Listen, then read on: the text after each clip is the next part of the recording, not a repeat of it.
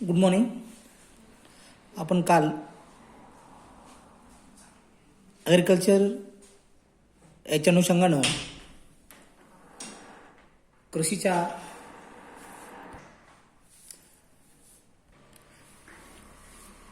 कृषीवर परिणाम करणारे घटक ज्यामध्ये प्राकृतिक घटकामध्ये भूरचना,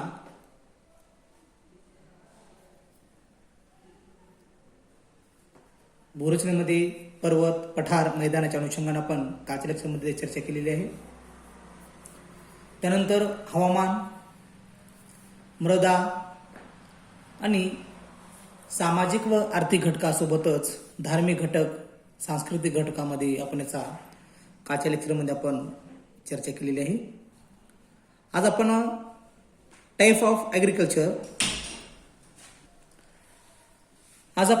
टाईप ऑफ ॲग्रिकल्चर्स म्हणजे कृषीचे प्रकार याच्या अनुषंगानं आजच्या या लेक्चरमध्ये थोडी माहिती घेऊ. साधारणतः शेतीचे प्रकार या अनुषंगाने विचार करत असताना शेतीमध्ये वेगवेगळ्या प्रकारच्या आपल्याला त्याचे टाईप्स पाहता येतात. काही शेती ही कोरडवाहू प्रकारची असते, काही बागायत शेती असतात, काही मळ्याची शेती असतात, काही उदरनिर्वाह शेती असते, तर काही प्रदेशामध्ये सघन प्रकारच्या शेती व्यवसाय चालत असतो.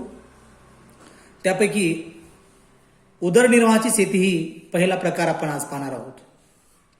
विद्यार्थी मित्रांनो, शेती हा साधारणतः प्रत्येक राष्ट्राचा आर्थिक कणा म्हणून पाहिलं जातं. तसं आपल्या भारताचा सुद्धा आर्थिक कणा म्हणून आपण शेती व्यवसायाकडे पाहत असतो. कारण शेती व्यवसायामधून उद्योगधंद्यासाठी लागणारा जो कच्चा माल आहे तो पुरवला जात असतो. त्याचबरोबर अन्न धान्याचा पुरवठा सुद्धा आपल्याला शेती व्यवसायामधूनच मोठ्या प्रमाणामध्ये मिळत असतो. साधारण सांगता येईल की शेती ही उदरनिर्वाहाच्या अनुषंगाने विचार करत असताना काही प्रदेशामध्ये फक्त उदरनिर्वाहासाठीच केली जाते. याच्या अनुषंगाने आपण आज थोडं त्याच्यावरती चर्चा करणार आहोत. शेतीमध्ये उपलब्ध धान्यापैकी बहुतेक सर्व धान्य स्वतःच्याच उदरनिर्वाहासाठी या अनुषंगाने विचार करत असताना स्वतःच्या कुटुंब निर्वाहासाठीच वापरले जाणारे धान्य म्हणजे आपण त्याला उदरनिर्वाह शेती या अनुषंगाने आपण त्यास म्हणत असतो. आणि या प्रसंगानुसार विचार करत असताना अल्प प्रमाणामध्ये धान्य बाजारपेठेमध्ये विकून आपण जीवनावश्यक वस्तूची खरेदी केली जाते. आणि या स्वरूपाच्या शेतीला आपण उदरनिर्वाह शेती असं म्हणत असतो. जगामध्ये एकूण लोकसंख्येपैकी जगातील लोकसंख्येपैकी 50% लोकसंख्या या प्रकारच्या म्हणजे उदरनिर्वाह शेतीसाठी काम करते आणि या प्रकारच्या शेतीवर अवलंबून आहे. हजारो वर्षापूर्वी दक्षिण व पूर्व आशियामध्ये या उदरनिर्वाह शेती होत असल्याचे आपल्याला पाहावयास मिळते. आणि ही शेती प्रामुख्याने उष्णकटिबंधीय गवताळ प्रदेशामध्ये केली जाते. आणि या उदरनिर्वाह शेतीसाठी हवामान आणि जमीन अनुकूल असावी लागते. अन्नधान्याचे प्रमुख पिके म्हणून यामध्ये भात हे प्रमुख पीक आहे उदरनिर्वाहासाठी. परंतु बहुपीक पद्धतीने इतर विविध पिके सुद्धा या उदरनिर्वाहाच्या शेतीमध्ये घेतली जाते. या शेतीचा आकार लहान असतो. याबरोबर पशुपालन, मसाल्याचे पदार्थ आणि वन्य पदार्थ गोळा करणे, खाणकाम इत्यादी शेतीपूरक व्यवसाय यामध्ये केले जातात. मनुष्य आणि त्याच्या पशुच्या सहाय्याने मागासलेल्या पद्धतीने शेती केली जाते. म्हणून या शेतीला आपण उदरनिर्वाह शेती असं म्हणत असतो. आणि ही शेती स्थलांतरित आणि सकल स्वरूपाची म्हणून ओळखली जाते. आणि या अन्नधान्याचा वापर कौटुंबिक गरजेसाठीच केला जातो आणि अन्य गरजेसाठी स्थानिक बाजारपेठेमधून मालाची विक्री केली जाते. अशा प्रकारचा हा उदरनिर्वाह शेती या अनुषंगाने आपल्याला सांगता येईल. त्यानंतर या शेतीचा जो प्रदेश आहे तो प्रदेश अनुषंगाने आपण विचार करत असताना उदरनिर्वाह शेती प्रदेश उष्णकटिबंधीय प्रदेशामध्ये आढळतात. साधारणतः या प्रकारची शेती आशिया, आफ्रिका आणि दक्षिण अमेरिकेतील उष्णकटिबंधीय प्रदेशामध्ये केली जाते. यामध्ये आशिया खंडातील Bharat, Sri Lanka, Myanmar, Pakistan, Thailand, Indonesia, Iraq, चीन, जपान, व्हिएतनाम मध्येही उदरनिर्वाह शेती केली जाते. याचबरोबर इराकमधील टायग्रिस युफ्रायटिसचे खोरे व इजिप्तमधील नाईल नदीचे खोरे या प्रकारच्या शेतीसाठी प्रसिद्ध आहे.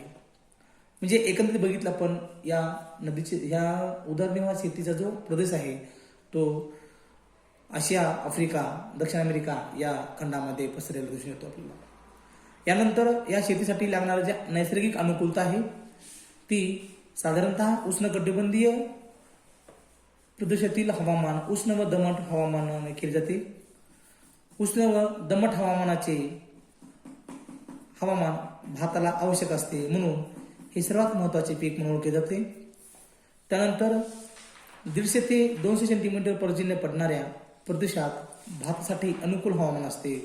कमी पर्जन्याच्या प्रदेशामध्ये इतर अन्नधान्याची पिके घेतली जातात आणि नद्यांच्या खोऱ्यातील आणि पठारावरील जमीन सेंद्रिय द्रव्याने युक्त असून सुपीक आहे. अशा प्रकारची शेती या प्रदेशामध्ये केली जाते.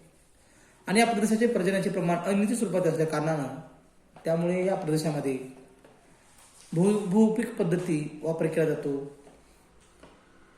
आणि जमिनीची कस टिकून राहावी म्हणून पिके आलटून पाटलून घेत जातात.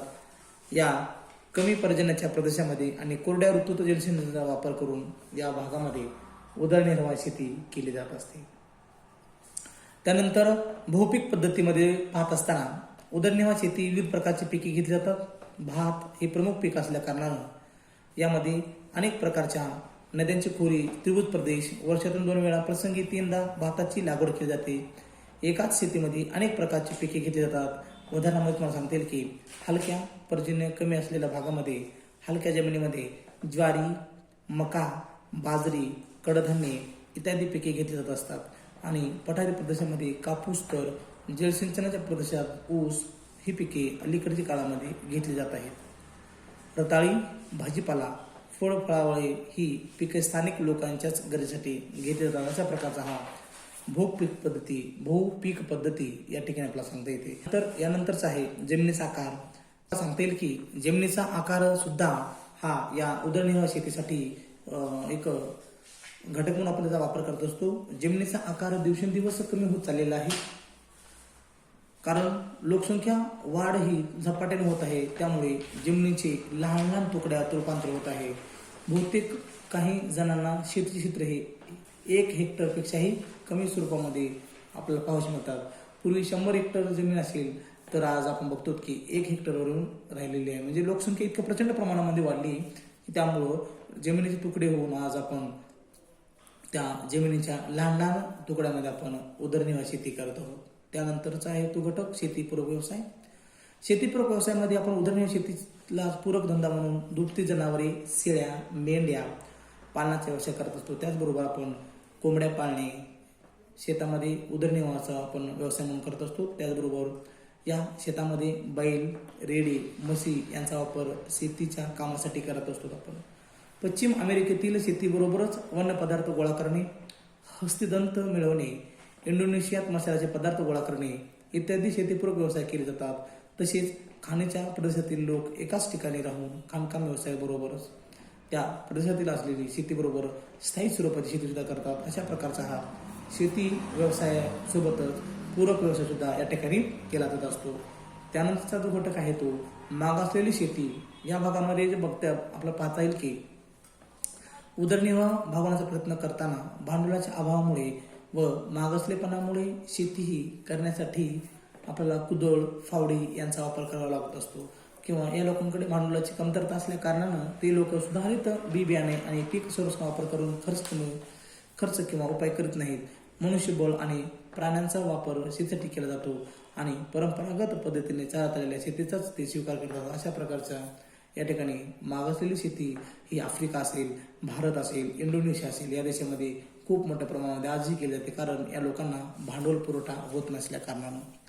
त्यानंतरचे प्रकार आहे अन्य शेती प्रकार. यामध्ये स्थलांतरित शेती ही उदरनिर्वाह शेतीचाच प्रकार नावाने ओळखली जाते. फरक एवढाच आहे की ती उदरनिर्वाह शेती ही शेतकरी स्थलांतर करत नाही, ते एकाच ठिकाणी कायम वास्तव्य करून राहतात. तर एकच जमीन अनेक वर्षे अनेक पिकासाठी लागवडीखाली आणली जातात, म्हणून त्या शेती आपण उदरनिर्वाह शेती म्हटली जाते. तर जास्त लोकसंख्या असलेल्या नद्यांच्या खोऱ्यामध्ये जमिनीच्या लहान लहान तुकड्यातून जास्तीत जास्त उत्पादन घेण्याचा प्रयत्न करतात. त्या शेतीतून उदरनिर्वाहाची अनेक पिके घेतली जात असतात, तरी तिला आपण उदरनिर्वाह सखोल शेती असे म्हणतो, कारण त्या शेतीमधून आपण प्रचंड प्रमाणामध्ये उत्पादन करत असतो आणि उत्पादनासोबतच आपण त्या असणाऱ्या लोकसंख्येला अन्नधान्याचा पुरवठा करत असतो. अशा कारणानं आपण त्या शेतीला आपण उदरनिर्वाह सखोल शेती असं म्हणत असतो. त्यानंतर या ठिकाणचा जो नेक्स्ट पॉईंट आहे तो स्थानिक व्यापार आहे. उदरनिर्वाह शेतीमध्ये उत्पादनतेच्या कौटुंबिक गरजा भागवण्यासाठी ही साधारणतः या उदरनिर्वाहाची शेती केली जाते. आपल्याला या नकाशामध्ये पाहता येईल की या नकाशामध्ये आपल्याला दिसते की उदरनिर्वाह शेती ही जर बघितलं आपण तर हे दक्षिण अमेरिका असेल, आफ्रिका असेल, आशिया असेल, इंडोनेशिया असेल या प्रदेशामध्ये खूप मोठ्या प्रमाणामध्ये या उदरनिर्वाह शेती आपल्याला नकाशामध्ये पाहता येईल. म्हणजे लोकांना अन्नधान्याचा पुरवठा आणि आपल्या कुटुंबासाठीच इतक्या मोठ्या प्रमाणावरती त्या शेतीमधून अन्न घेऊन ते लोक आपला गुजराण करत असतात. अशा प्रकारची शेती यामध्ये केली जात असते.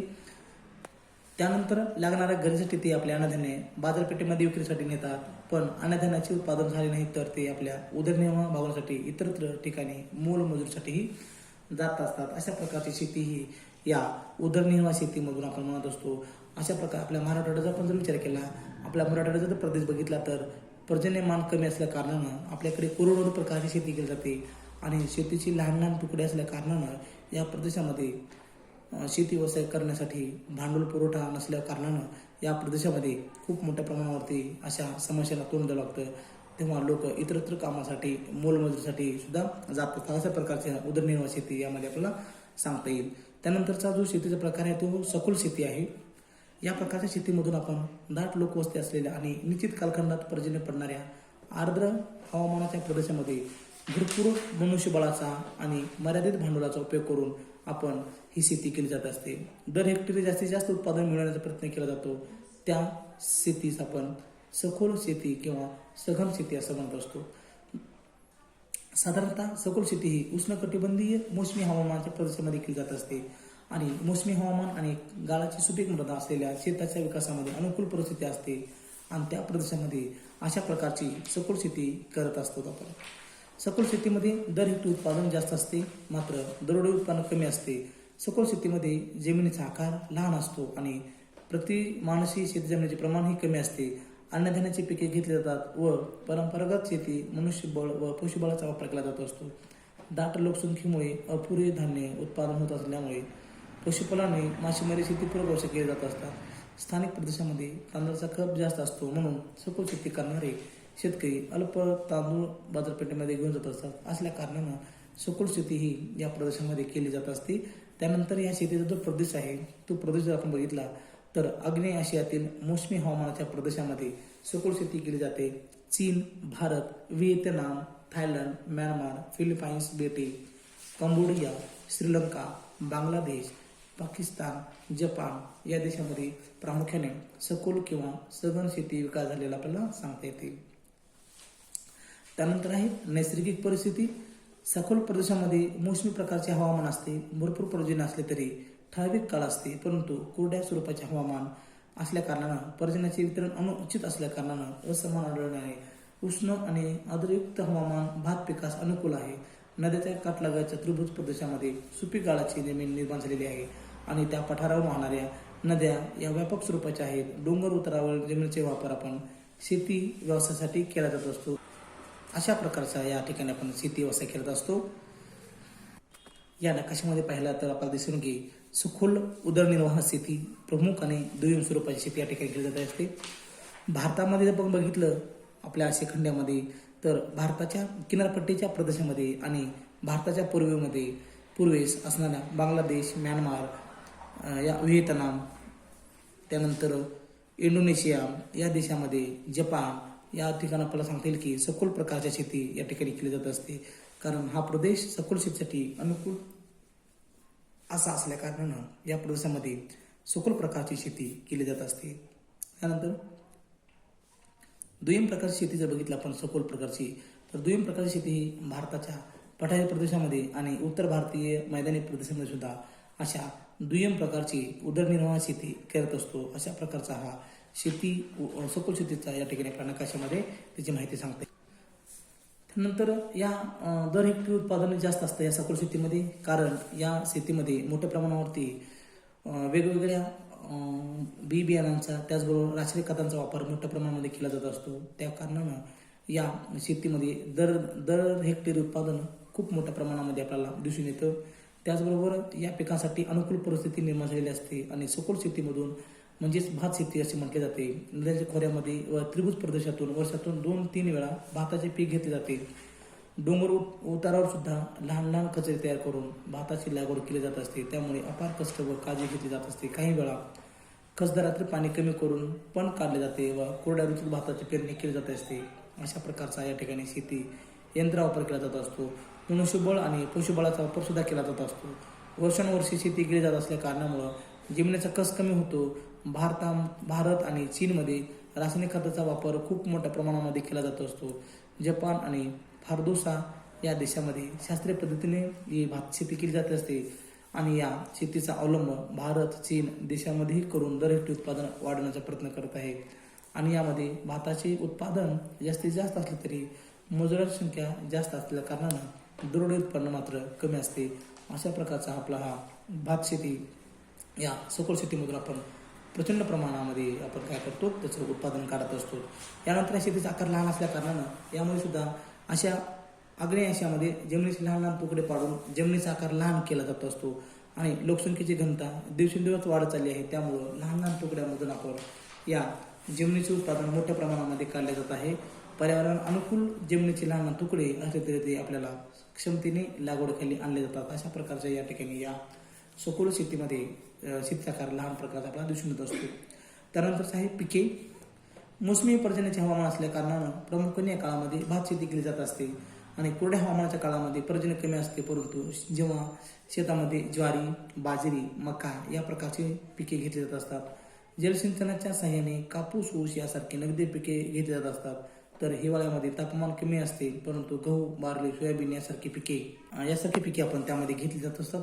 यामध्ये असल्या प्रकारचा शेती यामागे आपल्याला उदरनिर्वाह सखोल शेतीमध्ये या प्रकारची पिके घेता येतात. त्यानंतरची शेती परंपरागत शेती आहे. या परंपरागत शेती आपण उद्याच्या लेक्चरमध्ये पाहू. धन्यवाद.